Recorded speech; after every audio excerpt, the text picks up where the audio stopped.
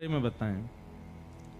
बंधुओं, ये श्राद्ध का समय है और श्राद्ध के समय पर कोई उत्सव नहीं होता। तो ऐसा रूप बताते हैं कि जब श्राद्ध काल होता था तो ठाकुर जी और प्रिया जी, किशोरी जी और ठाकुर जी दोनों मिल नहीं पाते थे, क्योंकि बाकी के दिन तो कोई ना कोई बहाने थे, उत्सव ब्रजमंडल में मनते ही रहते, तो प्रिया जी और ठाकुर जी दोनों मिलते ही है।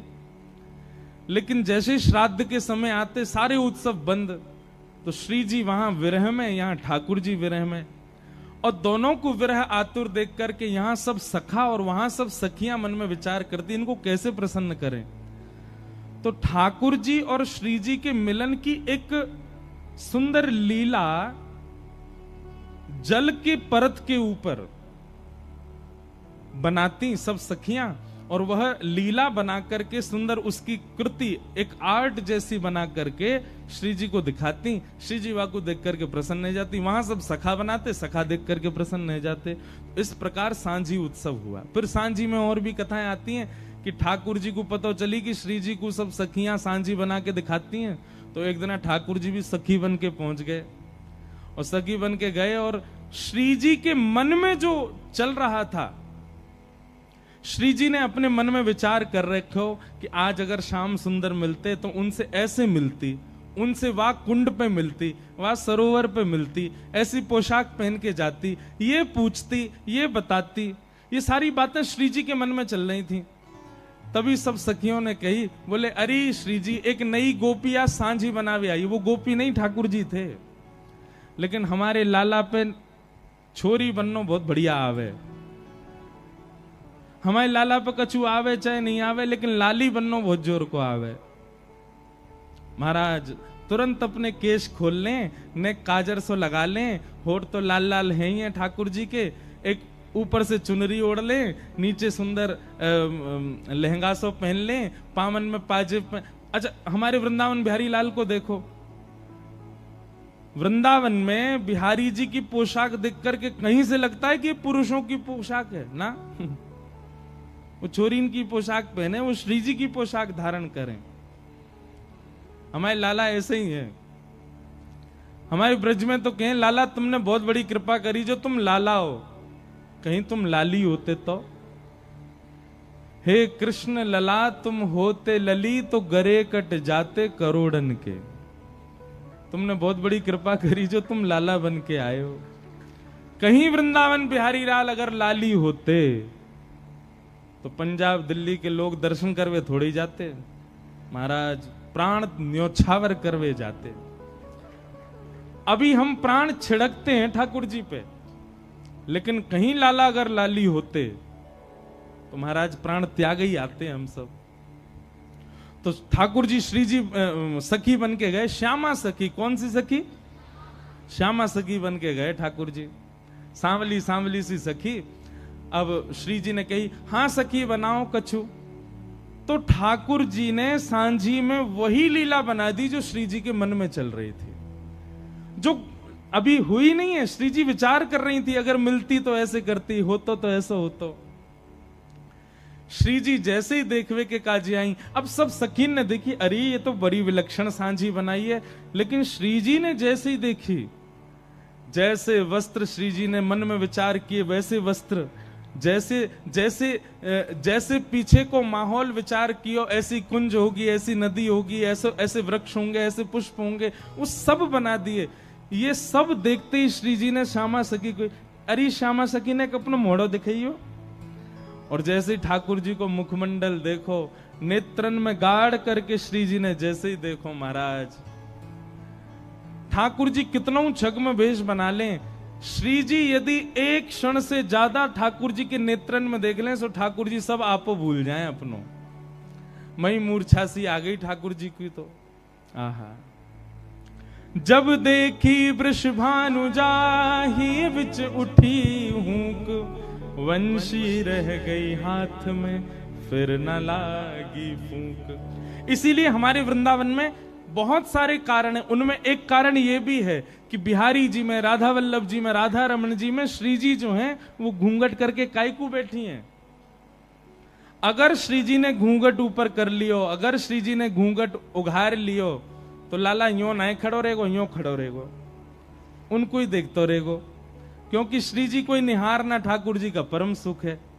इसलिए श्री जी ने मन में विचार किया, भैया इतने वैष्णव दर्शन करने आएंगे, जे लाला उनको ना देखेगो, अगर मैं उघारी रहूंगी तो। या हमारे श्री जी घूंघट करके बैठी हैं ताकि ठाकुर जी हमको दर्शन दे सकें, नहीं तो लाल जी तो उनको ही दर्शन करेंगे।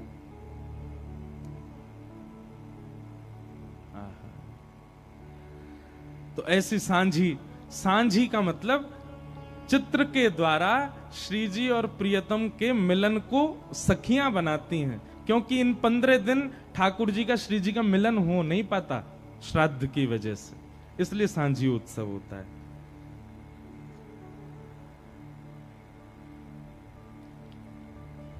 किसी ने ऐसा भाव रखा है कि हम कथा में सुनते हैं कि कितने सारे रसिक जनों को भगवान बात करते हैं, उन्हें दर्शन देते हैं, जैसे कि कुमनदास जी, सूरदास जी, माधवदास जी।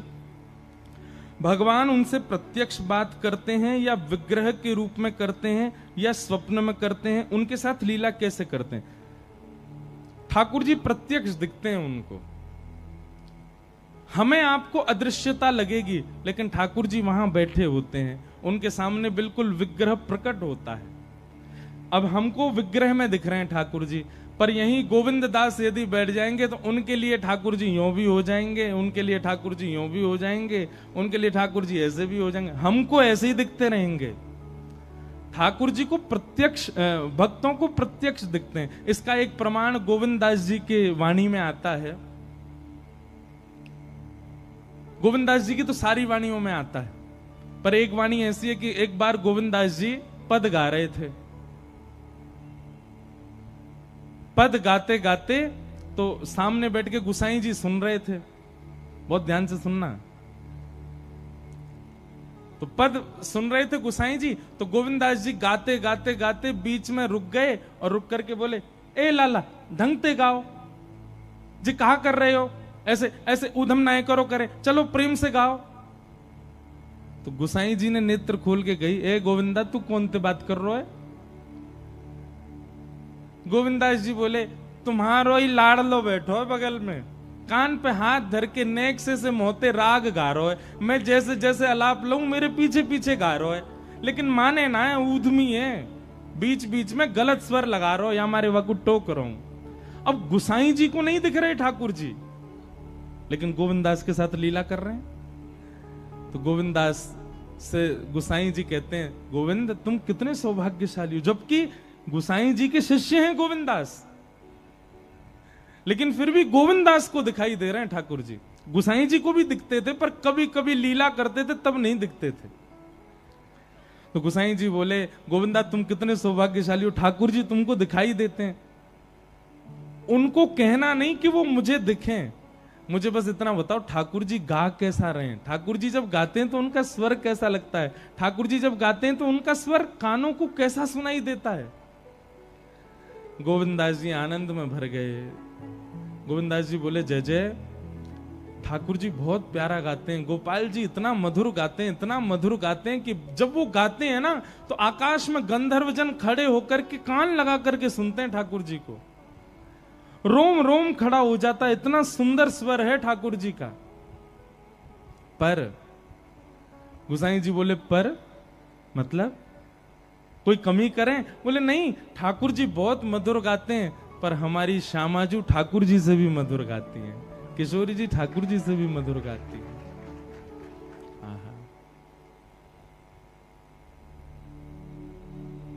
बड़े सुंदर सुंदर पद गाए हैं रसिक जनों ने। किशोरी जी गाती हैं तो ठाकुर जी बैठ करके वंशी बजाते हैं किशोरी जी के पीछे, जैसे सहायक संगीतकार होते हैं ना मुख्य गायक के साथ में, ऐसे ही जब ठाकुर जी गाते हैं तो किशोरी जी वीणा बजाती हैं और ठाकुर जी गाते हैं, लेकिन जब किशोरी जी गाती हैं तो ठाकुर जी वंशी बजाते हैं, ललिता जी मृदंग बजाती हैं, विशाखा जी करताल बजाती हैं और बाकी सब सखियां मिलकर के नृत्य करती हैं। तो आपका जो ये प्रश्न है कि भक्तों को ठाकुर जी कैसे दिखते हैं, प्रत्यक्ष दिखते हैं, चलते फिरते उठते बैठते सब क्रिया करते हुए ठाकुर जी दिखाई देते हैं सब वैष्णवों को।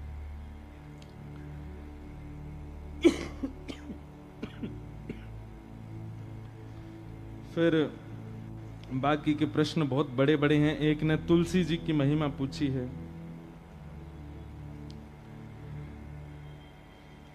किन्हीं का प्रश्न है कि जब हम सब मृत्यु के बाद नरक में ही भोग लेते हैं तो फिर संसार में क्या भोगते हैं, नरक में तो सब खत्म हो जाता है। सबका उत्तर देते हैं। फिर एक का प्रश्न है कि कथा में रोज आती हूं पर कथा में ध्यान लगते लगते मेरा ध्यान भटक जाता है, इससे मैं क्या करूं।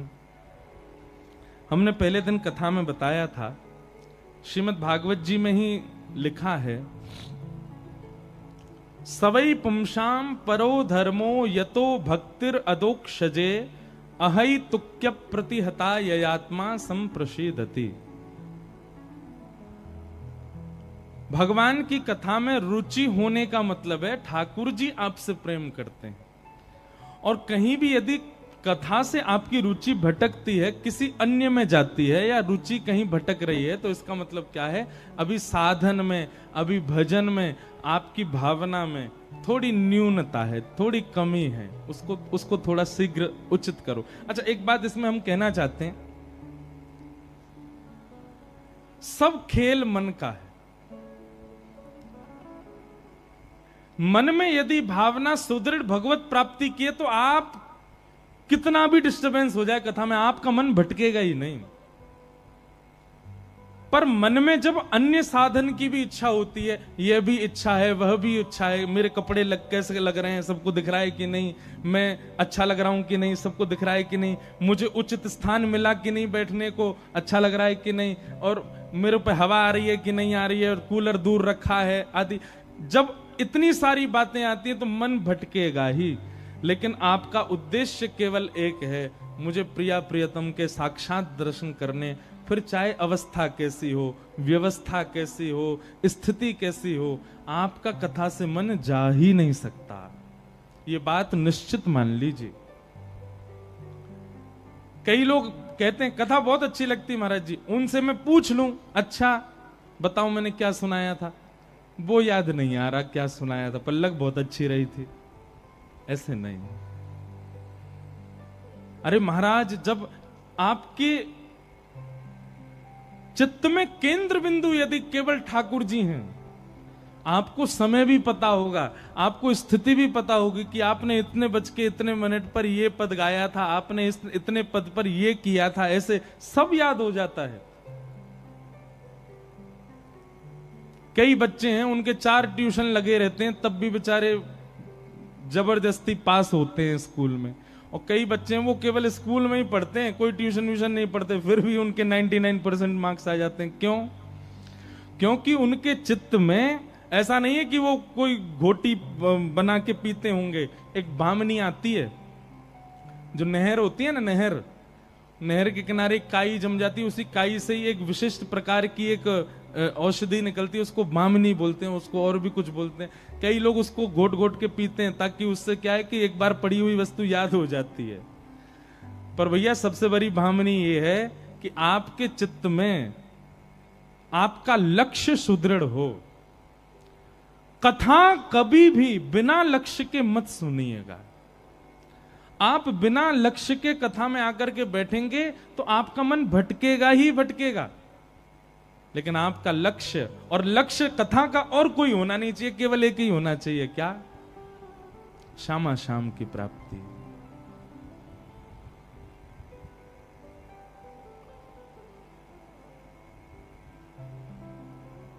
केवल उन्हीं की प्राप्ति हमारा मुख्य उद्देश्य हो, फिर आप कथा में बैठो, आपका मन भटक ही नहीं सकता।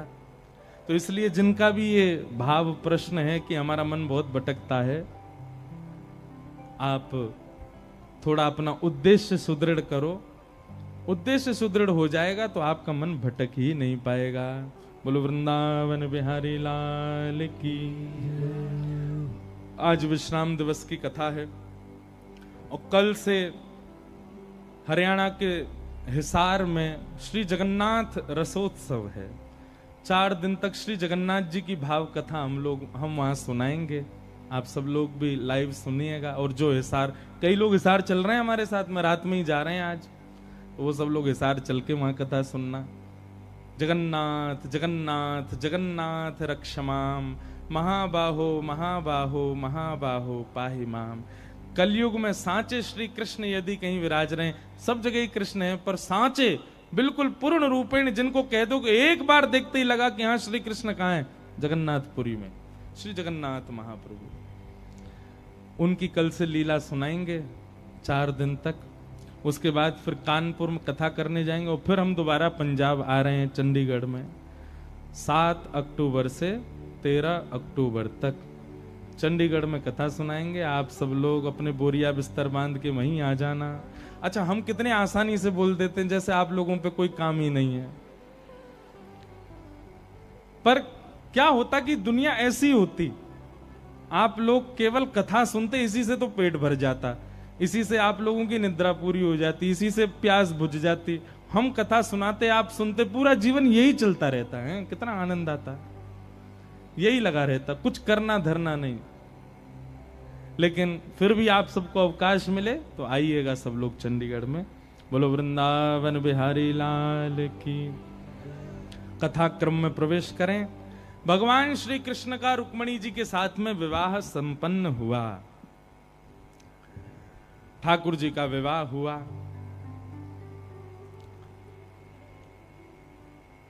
चला लक्ष्मी चलम प्राणम चलम जीवत यौवनम चला चलेति संसारे धर्म एको ही निश्चल। संसार में हर वो वस्तु चलायमान है जिसको आप अचल देखना चाहते हो। शब्द पर ध्यान दीजिएगा। संसार में हर वो वस्तु चलायमान है जिसको आप और मैं और हम सब अचल देखना चाहते हैं। सबसे पहले अचल, चल और अचल तो समझते होंगे ना। हम किसको अचल देखना चाहते हैं? सबसे पहला लक्ष्मी। हमारी कमाई हो जाती है, हमारा बैंक बैलेंस बढ़ जाता है, तो हमारी इच्छा क्या होती है? चीजें भी आ जाएं और ये खर्च भी ना हो। हम सब चाहते हैं कि लक्ष्मी अचल हो। रिश्तेदार पैसा देकर के जाते हैं, बच्चे गुल्लक में धर लेते हैं, उसको जमा करते रहते हैं, लेकिन फिर भी लक्ष्मी का स्वरूप है, वो रुकेगी नहीं, वो चलेगी ही चलेगी, वो अचल नहीं है। चला लक्ष्मी, लक्ष्मी का स्वरूप है, वो चलायमान रहती है।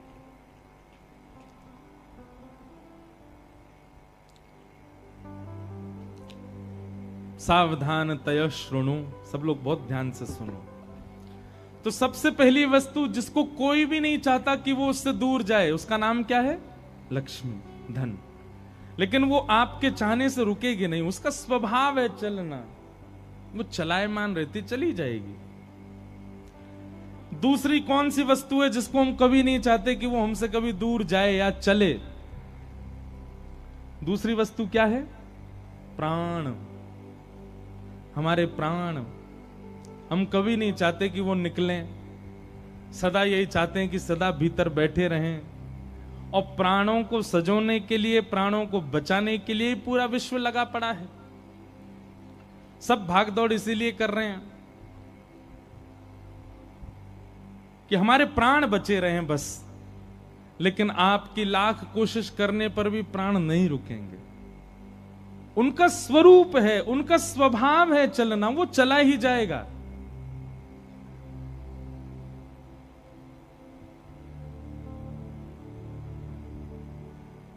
कि दम दा भरोसा यार, उदम आवे नावे, मिट्टी दे खिलौने आओए, मिट्टी हो जावेगा, मिट्टी दे खिलौने आओए, मिट्टी हो जावेगा। उसके आगे का आप लोग याद करके गा लो। हाँ गाओ। पापा दे समुद्रा चो मोती की वे पावेगा, मोती की वे पावेगा। आज वक्त है सोच विचार, उदम आवे नावे। आज वक्त है सोच विचार, दम आवे नावे। हो इस जीवन दे दिन चार दम आवे नावे कि दम दा भरोसा यार दम आवे नावे। सबको पता है कि हमारा जीवन एक दिन चला ही जाना है। दुनिया जानती है कि जन्म हुआ है मृत्यु के लिए ही हुआ है, लेकिन फिर भी सब प्रयास करते हैं कि ये बचा ही रहे, ये रुक जाए, कैसे भी निकले ना, कैसे भी जाए ना। पर ये भी अपनी अजब जिद पर है, अजब जिद पर है, रुकेगा ही नहीं, चला जाएगा। तो सबसे पहली वस्तु जिसको कोई भी नहीं चाहता कि वो उससे दूर जाए, वो जाती है, लक्ष्मी। दूसरी वस्तु जिसको कोई नहीं चाहता वो उससे दूर जाए, उसके प्राण, वो जाएंगे ही जाएंगे। और तीसरी वस्तु जिसको कोई नहीं चाहता कि वो उससे दूर जाए, बताओ क्या है? युवावस्था, हमारी युवा अवस्था। कोई नहीं चाहता कि मेरी युवावस्था दूर हो। सब लोग यही चाहते हैं कि हम सदा युवा बने रहें, कभी बुढ़ापा ना आवे। पर आंखों पे पड़ेगा जाला, नाक से बहेगा नाला, लाठी से पड़ेगा पाला, जरा जिंदगानी का। ये दिन तो सबके आने वाले भैया, यहां से कोई ना बचवे वारो। आज के 50 साल बाद जलंधर कथा करवे हम छड़ी लेके ही आएंगे, और आप छड़ी लेके ही कथा सुनवे आओगे अपने नाती पोताने लेके। तो वृद्धावस्था तो आनी है, चाहे आप कितना भी प्रयास कर लीजिए। चला लक्ष्मी चलम प्राणम चलम जीवत यौवनम, और चला चलेति संसारे, संसार में हर वो वस्तु जिसको आप चाहते हो कि ये आपकी होके रहे, आपके पास रहे, चली जाएगी। इसलिए संसार में किसी भी वस्तु से इतना स्नेह मत करो। बंधुओं, संसार का नियम है, इतना लगाव मत करो, इतना स्नेह मत करो, किसी वस्तु के प्रति इतनी आसक्ति मत करो, क्योंकि जैसे ही आपकी आसक्ति बनती है, संसार का स्वभाव है छूटना, और जब वो छूटता है आप उदास हो जाते हो, निराश हो जाते हो। इसलिए संसार में किसी से अति लगाव मत करो, अति स्नेह मत करो।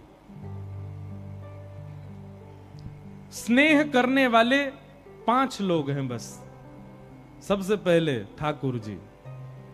स्नेह उन्हीं को दो, अपना प्रेम उन्हीं को दो, अपना वक्त उन्हीं को दो, अपना सब कुछ उन्हीं को प्रदान कीजिए।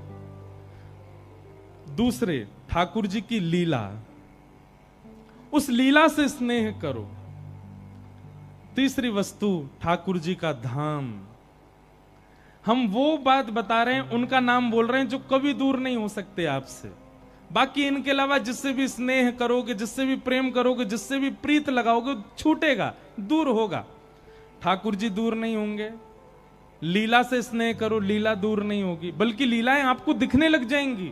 ऐसी ऐसी लीला जिनका आपने वर्णन नहीं सुना कथा में, वह भी आपके चिंतन में आने लग जाएंगी। कितने बालकों को मैं जानता हूं जो लीला दर्शन करते हैं, जिनको स्थिति का दर्शन होता है, ठाकुर जी की अद्भुत लीलाएं देख लेते हैं। तो सबसे पहले ठाकुर जी, दूसरे लीला, तीसरा धाम। ठाकुर जी का धाम, वृंदावन हो, बरसाना हो, नंदगांव हो, द्वारिका हो, जगन्नाथपुरी हो, बद्रीनाथ हो, धाम के प्रति प्रेम प्रदान करो।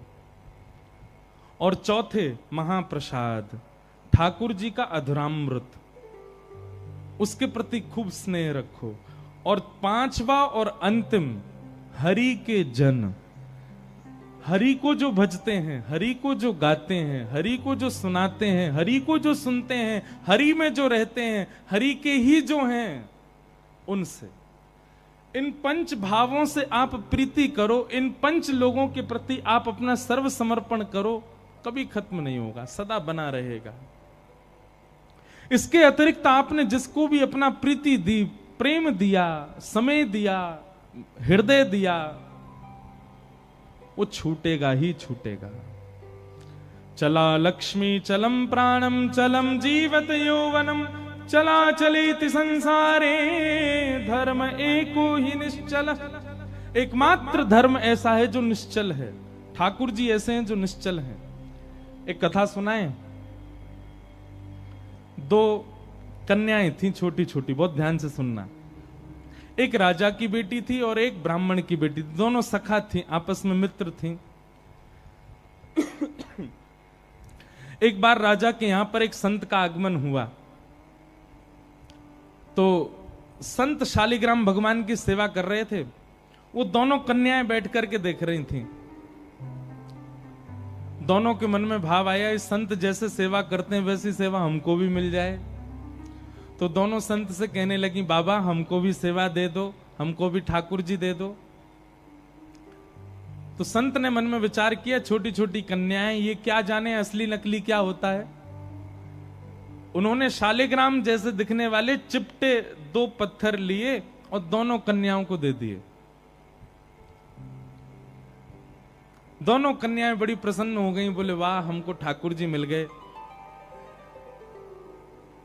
दोनों ने गुरुजी से पूछा, गुरुजी इनका नाम क्या रखें?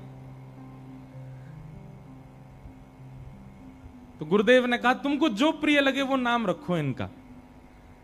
तो कन्याएं जो वो बड़े चिकने से पत्थर थे, तो एक आध बार हाथ से फिसल गए। तो एक कन्या ने कहा, बोले इनका नाम रखते हैं सिलपिल्ले भगवान। कौन से भगवान? और दोनों ने अपने ठाकुर जी का नाम रख दिया सिलपिल्ले। ये कोई ऐसी कथा नहीं, भक्तमाल जी में कथा है ये। तो सिलपिल्ले भगवान, दोनों कन्याओं के सिलपिल्ले भगवान हो गए। अब दोनों कन्याओं के साथ में कैसी घटना घटी? तो जो ब्राह्मण कन्या थी, जब थोड़ी बड़ी हो गई, सिलपिल्ले भगवान की सेवा करती थी। उसके 2 भाई थे, दोनों भाइयों में विवाद हो गया। दोनों भाई अलग अलग रहने लगे। एक दिन विवाद के कारण बड़े भाई ने छोटे भाई के घर में आकर के लूट मार करी, उसको मार पीटा और घर का सारा सामान हड़प के ले गया। उसी सामान में बहन के सिलपिल्ले भगवान भी ले गया। और बहन तो बेचारी रोने लगी। उसके तो ऐसे प्राण हो गए मानो बस अब जीवित ही नहीं रह पाएगी ठाकुर जी के बिना। रोने लगी, भैया से कहने लगी। भैया बोला पूरा घर लुट गया, उसकी तुझको चिंता नहीं, वो तेरे पत्थर के भगवान खो गए उनके लिए रो रही है। बोले वो पत्थर नहीं है, मेरे प्राण है, मेरे जीवन है। वो नहीं मिले तो मैं प्राण निकल जाएंगे मेरे। बोले जा, किसी और ने थोड़ी लूटा, बड़ा भाई है हमारा, जाके मांग ले, दे दे। तो बहन अपने बड़े भाई के घर गई और बड़े भाई से जाके कहा, भैया कुछ मत दो, सब रख लो अपने पास, पर मेरे सिलपिल्ले भगवान। अब सिलपिल्ले नाम सुनते ही सब हंसने लगे वहां पे। और जितने भी उसके भाई के साथ, वो तो गुंडा प्रवृत्ति का था, उसके साथ में जितने भी लोग सब हंसने लगे। अच्छा क्या नाम तुम्हारे ठाकुर जी का? बोले सिलपिल्ले भगवान। और जोर से हंसे। भैया मेरे भगवान दे। बोले अंदर सारा सामान पड़ा है, तू जाके अपने आप ढूंढ ले ठाकुर जी कहां हैं।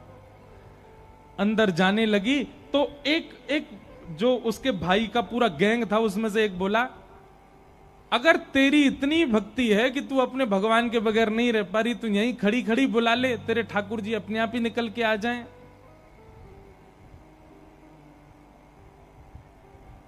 ये बात उसके प्रेम पर मानो प्रश्न चिन्ह लग गया। वह भी मन में सोचने लगी, मैं बचपन से सेवा कर रही हूं सिलपिल्ले को, कभी अपने हृदय से दूर नहीं करती, पर आज इसकी बात से मुझको ऐसा लग रहा है कि मैं तो प्रेम करती हूं, पर वो प्रेम करते हैं कि नहीं, आज उसका भी पता चल जाए। और बाहर खड़े खड़े करुण क्रंदन करते हुए, भाव निमग्न होते हुए, नेत्रों से अविरल अश्रुधार गिर रही है। हां नाथ, हां मेरे सिलपिल्ले नाथ, मेरे पास आ जाओ। दोनों भुजा उठा करके जैसे ही रुदन करने लगी, कक्ष में से वो सामान्य सा पत्थर जिसकी वर्षों से सेवा कर रही थी, वो अपने आप उछट करके आया और उस कन्या के हृदय से आकर के लग गया। बोलो सिलपिल्ले भगवान की। और महाराज ये देख करके भाई और उसका जो पूरा गैंग था, वो सब आश्चर्यचकित हो गए। परिणाम ये हुआ कि सब लोगों ने अपनी सब सामग्री जो उसके भाई की लूट ली थी, सब इकट्ठी करके दे आए। बोले भैया हम तो ऐसे ही समझते थे, पर आज वास्तव में हमने भक्त का, भक्ति का दर्शन किया। अब राजकन्या जो थी, उसके सिलपिल्ले भगवान, उनके साथ कैसी घटना घटी? कन्या का विवाह हुआ और जिस पुरुष के साथ में विवाह हुआ वो किसी भी रूप से भक्त नहीं था, ना वो भक्त था ना उसका परिवार भक्त था। कन्या ने विवाह के लिए मना तो किया, पर माता पिता नहीं माने, विवाह कर दिया। अब वो तो बस अपने सिलपिल्ले भगवान को हृदय से लगा के रहे, बोले कि मुझे पता है ये मेरा पति और ये परिवार पूरा जो है ये बिल्कुल भी भक्ति भाव इनके चित्त में नहीं है, पर नाथ बस आप मेरे साथ रहोगे तो मैं पूरा जीवन निकाल लूंगी। अब जिससे उसका ब्याह हुआ था वो तो काम क्रोध लोभ मोह सब था उसके अंदर, वो तो इसी कारण से विवाह कर रहा था, भोग वृत्ति थी उसकी। लेकिन कन्या के चित्त में यह भाव था कि भाई ये वैष्णव नहीं है, इसको तो मैं स्पर्श भी नहीं करने दूं अपना।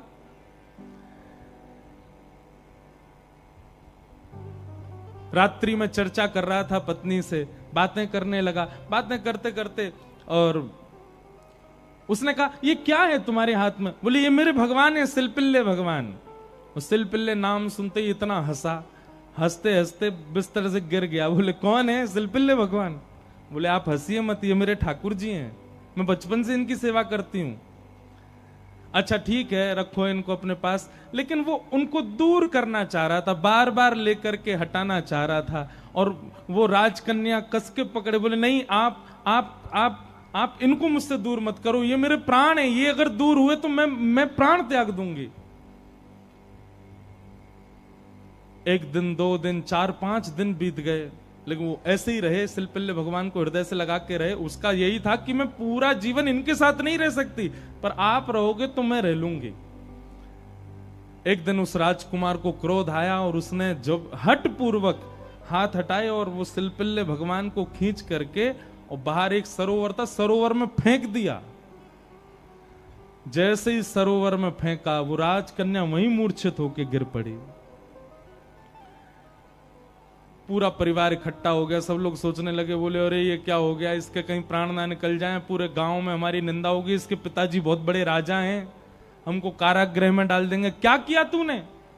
बोले कुछ नहीं, पत्थर लगाए बैठी रहती थी, मैंने फेंक दिया तो नाटक कर रही है मूर्छा की।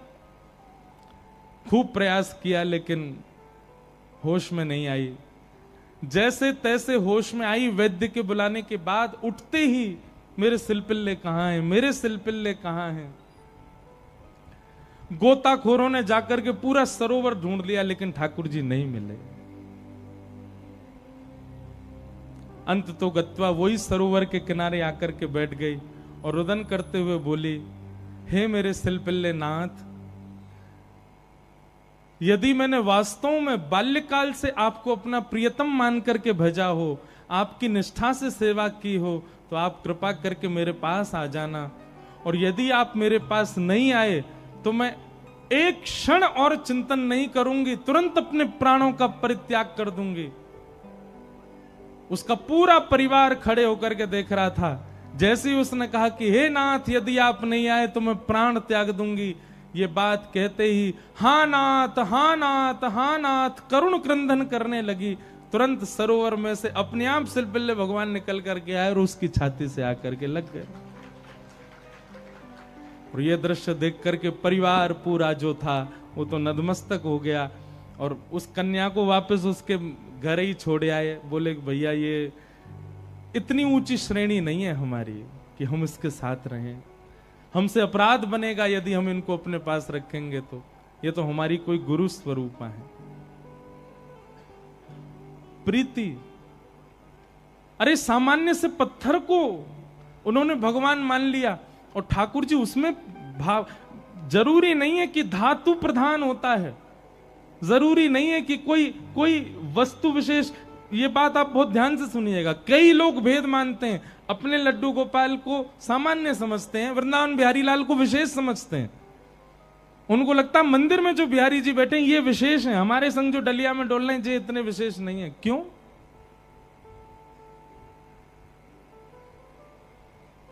ये भेद दृष्टि मत रखो।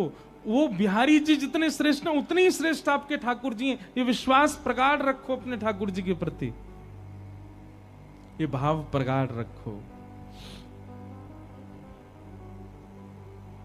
तो भैया संसार में हर वो वस्तु चली जाएगी आपसे दूर जिसको आप स्नेह भरी दृष्टि से देख लोगे। इसलिए स्नेह भरी दृष्टि से देखना है तो केवल ठाकुर जी को, उनकी लीला को, उनके धाम को, उनके प्रसाद को और उनके जनों को ही देखो। और या फिर जिससे स्नेह हो रहा हो, चाहे वो पुत्र हो, पुत्री हो, माता हो, पिता हो, मित्र हो, यार हो, कोई भी हो, उसको भगवत भक्त बनाओ। क्योंकि भगवत भक्त बनने के बाद उससे स्नेह हो तो भी वो स्थिर तो रहेगा। आप वैष्णव हैं और वो संसारी है, तो कोई भी संबंध क्यों ना हो स्थिर नहीं रहेगा, जाएगा। चला चलेति संसारे धर्म एको ही निश्चल। तो लक्ष्मी की बात हो रही है। लक्ष्मी ही रुक्मिणी जी के रूप में आई और उनका विवाह भगवान श्री कृष्ण के साथ हुआ। आगे भागवत जी में सिमंतक उपाख्यान सुनाया गया। भगवान का दूसरा विवाह जामवंत की पुत्री जामवती के साथ में हुआ। जामवती के उपरांत भगवान का तीसरा विवाह सत्यभामा जी के साथ में हुआ। और भगवान का चतुर्थ विवाह हमारी वृंदावन की रस रानी, हमारी वृंदावन की साक्षात रस स्वरूपा श्याम सुंदर श्री यमुना मैया के साथ में हुआ। बोलो यमुना मैया की जय। एक बात हमारी बहुत ध्यान से सुनो, हम वैसे तो कथा में बोलते ही हैं। वृंदावन जाति बंधुओं कुछ नियम है, उन नियमों का पालन किया करो। सबसे पहला, वृंदावन जाते ही सबसे पहले तो वहां के अपनी गाड़ी से उतर के सबसे पहले तो भूमि जहां से वृंदावन प्रारंभ होता है वहीं वृंदावन को प्रणाम किया करो। आज भी कई वृंदावन आने वाले वैष्णव हैं, वो पादुका नहीं पहनते अपने पैरों में, क्योंकि जिस रज पर ठाकुर जी निरावृत चरणों से भ्रमण किए, हम कैसे पहन लें। तो सबसे पहले आते ही वृंदावन की रज को प्रणाम करो। आपका मस्तिष्क सूना नहीं होना चाहिए वृंदावन में। और सुनिए, वृंदावन में आके वो छापे वाले मत लगवाया करो तिलक, स्वयं तिलक लगा करके निकला कीजिए अपने कक्ष से। रज लीजिए, रज में गंगा यमुना जल मिलाइए, उस रज का तिलक करिए। और तिलक करना एक बात होती है, ऐसे प्रणाम करो कि अपने आप ही रज लग जाए आपके माथे से। सबसे पहला रज को प्रणाम। पंचायतन प्रणाम हमने बताए कथाओं में, सबसे पहले रज को प्रणाम करो। दूसरा, वृंदावन में जैसे भीतर प्रवेश करते हो जितने वृक्ष वृंदावन के आपके दृष्टि के सामने आ जाएं सबको प्रणाम करो। वृंदावन में वृक्ष सामान्य नहीं है बंधु। आशा महो चरण रेणुज श्याम हम श्याम, वृंदावने किमपि गुलमलतोषधीनाम।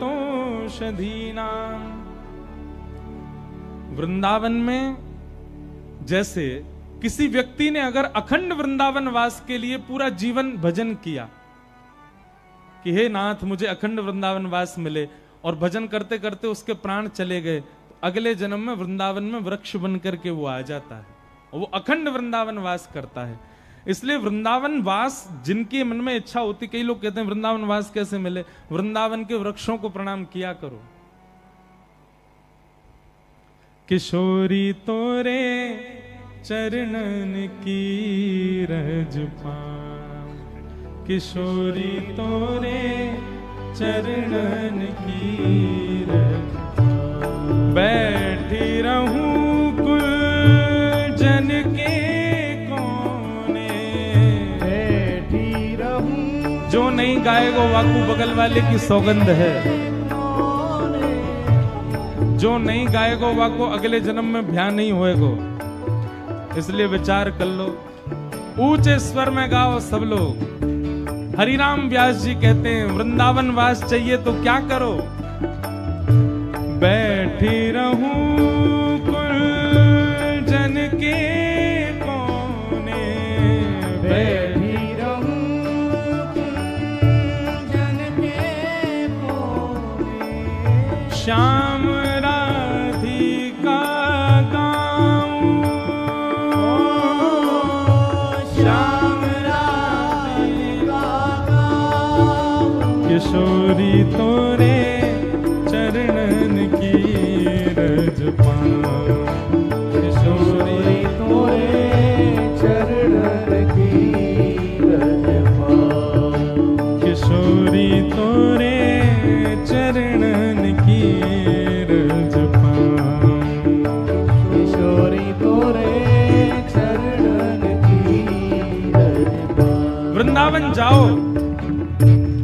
अपने एक नाम की माला या गुरु मंत्र की माला किसी वृक्ष के पास बैठ करके करके आओ, किसी भी वृक्ष के पास, क्योंकि वह वृक्ष अखंड वृंदावन वासी है, वही आपको वृंदावन प्रदान कर सकता है। इसीलिए आचार्य कह रहे हैं, बैठी रहूं कुंजन के कोने, कुंजों के कोने में बैठो, वहां श्याम राधिका गाओ। जारज को ब्रह्मादिक तरसत, सूरज शीश चढ़ाऊं। जारज को ब्रह्मादिक तरसत, सूरज शीश चढ़ाऊं। हे व्यास स्वामिनी की छवि निरखत, व्यास स्वामिनी की छवि निरखत, व्यास स्वामिनी की छवि निरखत, व्यास स्वामिनी की छवि निरखत। ओ विमल विमल यश गाऊं, विमल विमल यश गाऊं। किशोरी तोरे चरणन की रज पाऊं, किशोरी तोरे चरणन की रज पाऊं। हे श्री राधे तेरे चरणन की रज पाऊं।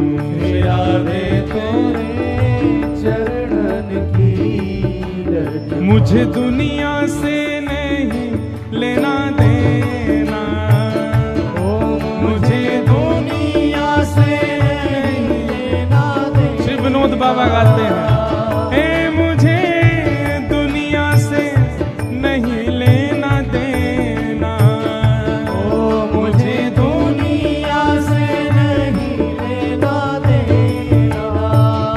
ओ ये जगत है एक सपना,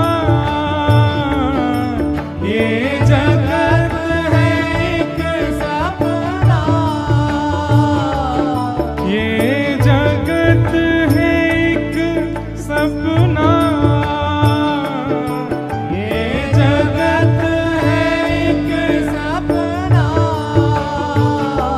ओ यहाँ कोई नहीं अपना, ओ यहाँ कोई नहीं अपना। ओ यहाँ कोई नहीं अपना, ओ यहाँ कोई नहीं। गाओ भाव से।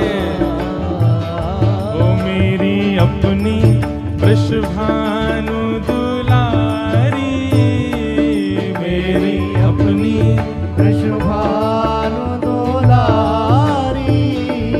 मेरी अपनी श्री राधा प्यारी, मेरी अपनी श्री राधा प्यारी। ओ जहाँ विराजे राधा रानी, जहाँ विराजे गाओ भाव से।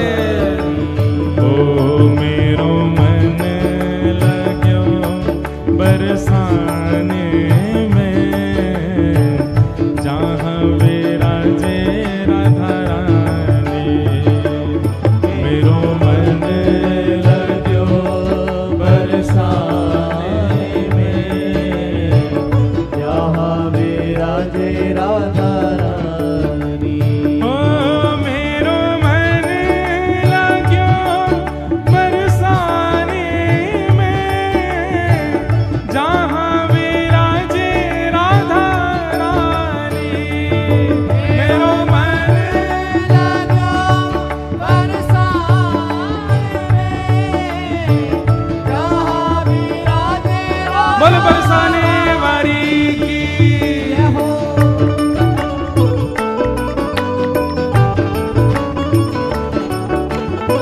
बोल वृषभानु दुलारी की। जमाई की।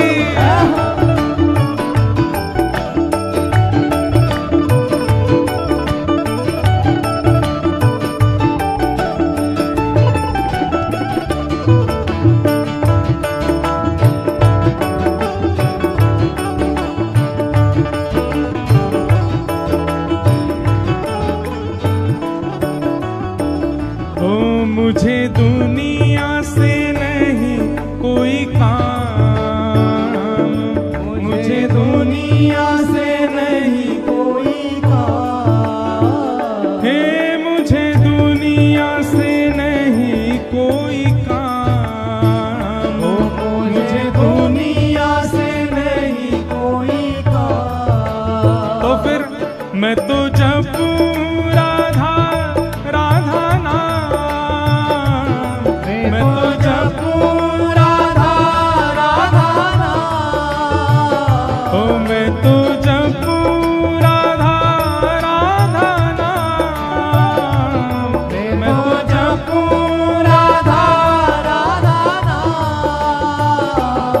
दर्शन करूं शुभ शाम, दर्शन करूं शुभ शाम। ओ मेरे मन में विराज श्याम दीवानी, मेरे मन में विराजे श्याम दीवानी, मेरे मन में विराज श्याम दीवानी, मेरे मन में विराजे श्याम दीवानी। रहो जहाँ विराजे राधा रानी, जहाँ विराजे राधा रानी, ओ मेरो मन लगो बरसाने में, जहाँ विराजे राधा रानी, मेरो मन लगो बरसाने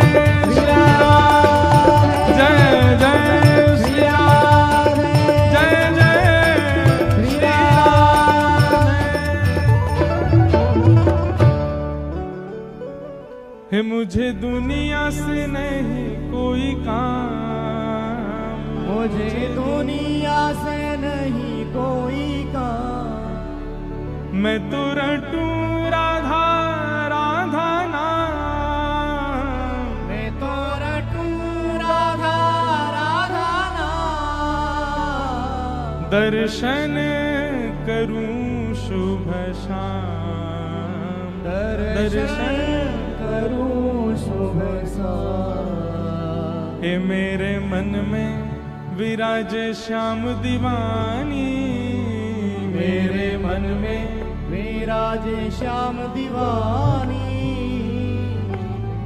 जहाँ विराजे राधा रानी, जहाँ विराजे ओ मेरो मन लाग्यो बरसाने में, जहाँ विराजे राधा रानी। ओ मेरो मन लग्यो बरसाने में, जहाँ विराजे श्याम प्यारी। बैठ जाओ, बोलो वृषभानु दुलारी की। तुम्हारा